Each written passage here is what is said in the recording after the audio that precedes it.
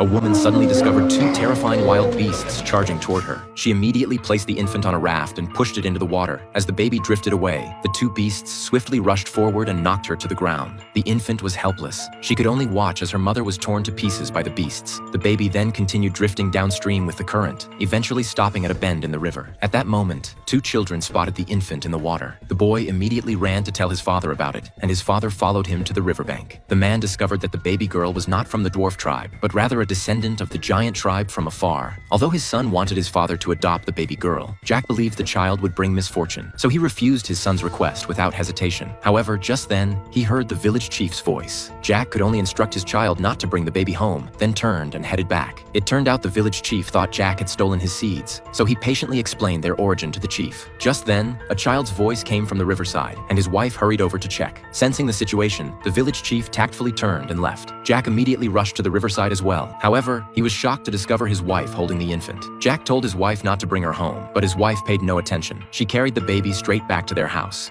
Hey, I will not be ignored!